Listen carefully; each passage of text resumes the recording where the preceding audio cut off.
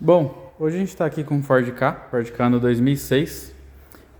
Um carro que é o primeiro contato que a gente tem com ele, né? Primeiro serviço que a gente faz nele. E a princípio ele veio aqui para a gente fazer uma avaliação de modo geral, né? E aí queria registrar aqui alguns pontos, só para poder a gente ter isso registrado, né? Inicialmente começou preenchendo o checklist do carro, né? Então a gente avaliou diversos pontos do carro e aí a gente vai fazer um resumo aqui, tá? Então a gente fez teste de bateria, verificou diversos itens aí no carro, que a gente vai comentar um pouquinho sobre eles. A gente tirou uma amostra do líquido de arrefecimento para poder avaliar, para poder medir, né, concentração de aditivo e tudo mais. Teste de bateria, teste da tampa do sistema de arrefecimento. Aqui a gente está com a ferramenta ligada, que é a ferramenta para medir a pressão e vazão de combustível, né? Então a gente já identificou que esse carro está com um probleminha de bomba de combustível, né? A gente percebe aí que a pressão de combustível até está muito próximo do que deve ser, mas a vazão está totalmente zerada, né? Ou seja, a bomba de combustível está fraca e não consegue mandar aí combustível suficiente para manter o motor em funcionamento. O carro até liga, funciona normal, mas durante a partida ele está com a partida muito longa, né? A gente fez alguns testes aqui no regulador de pressão, né? Porque o combustível vem lá do tanque através da mangueira, né? Enviado pela bomba de combustível.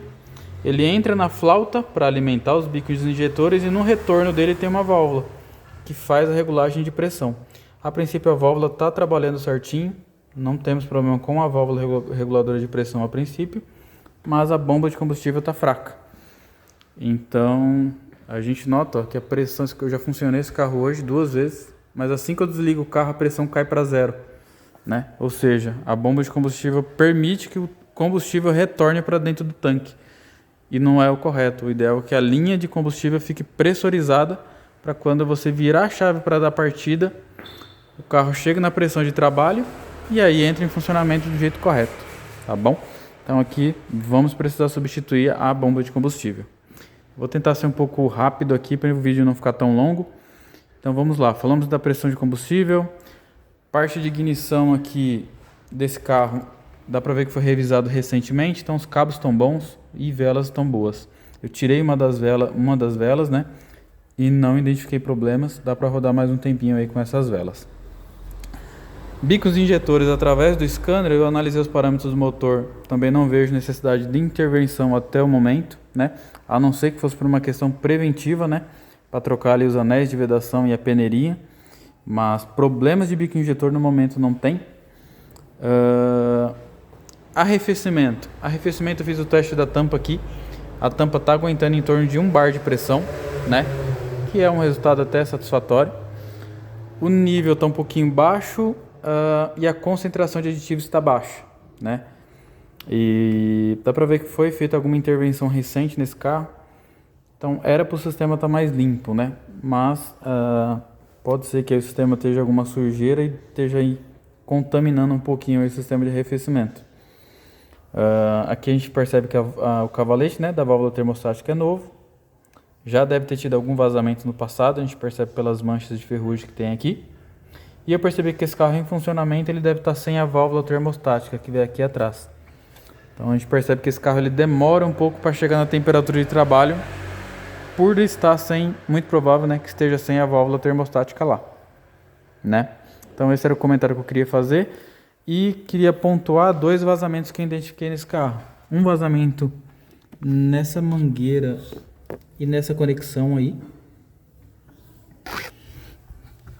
Pode ser que substituindo a abraçadeira já resolva, mas é evidente ali que a gente precisa fazer uma intervenção para tirar esse vazamento, caso o cliente aprove, né? Essa mangueira aqui ela vem lá do reservatório. O reservatório está lá, então ela alimenta o bloco do motor aí com a água. E a gente tem um vazamento na parte dianteira aqui do motor que não ficou muito claro de onde está vindo. Mais cedo ele estava úmido aqui, né? Próximo ali do selo do bloco, mas não deu ali para afirmar que é dele. A gente identificou também que tem um plástico aqui atrás que a gente vai tentar tirar.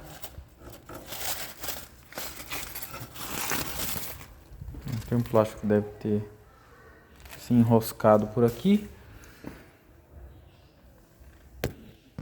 Mas a gente não identificou exatamente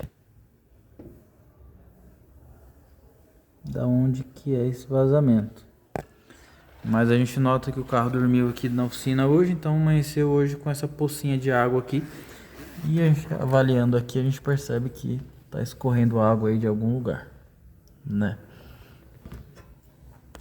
Então, do sistema de arrefecimento era isso que eu queria pontuar.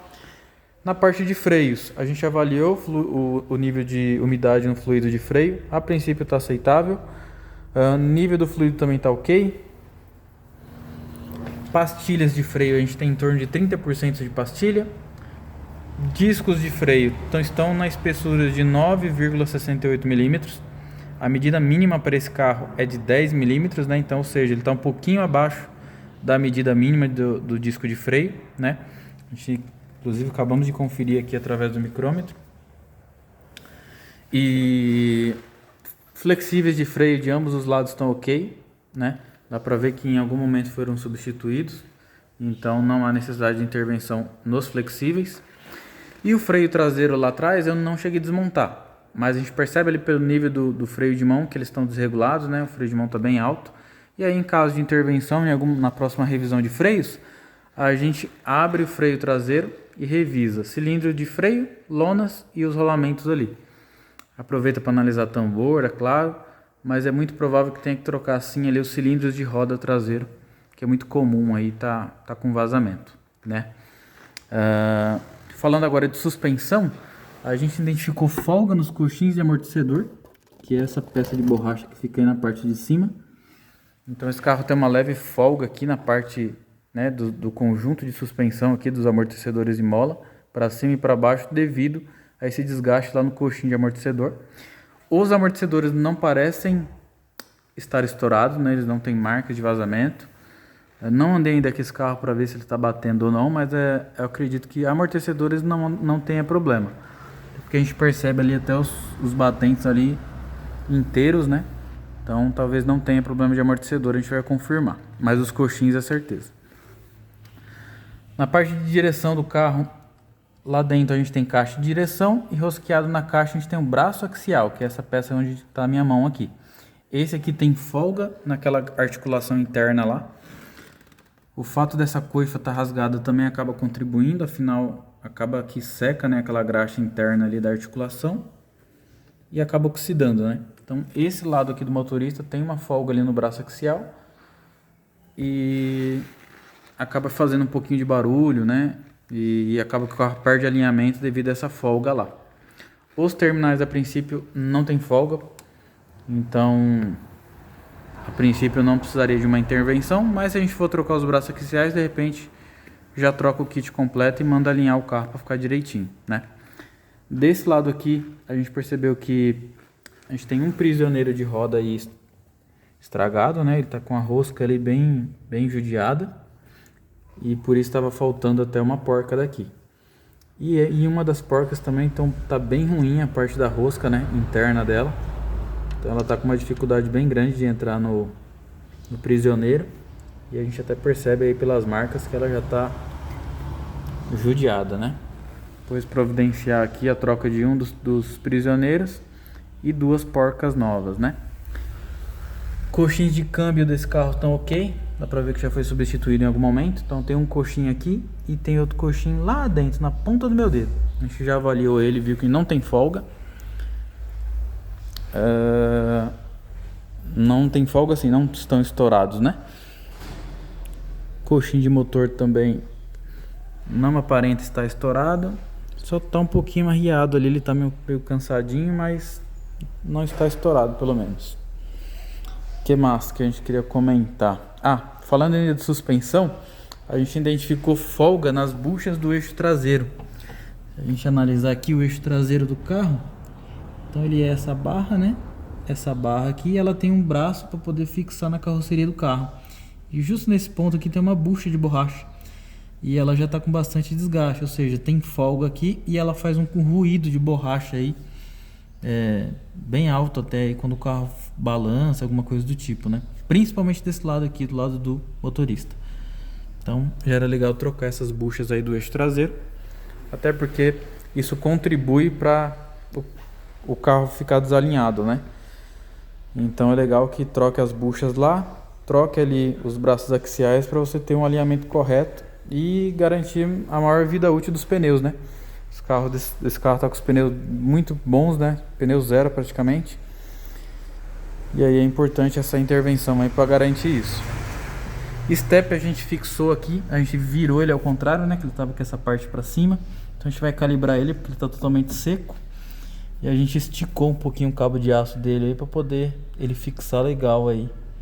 Porque ele tava com bastante, ainda tá, ficou um pouquinho folgado, mas já melhorou bastante. Porque ele tava fazendo um barulho enorme aí por estar solto.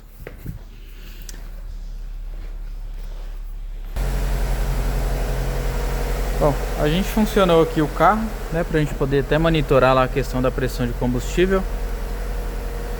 Mais cedo a gente acessou via scanner aqui os parâmetros do motor.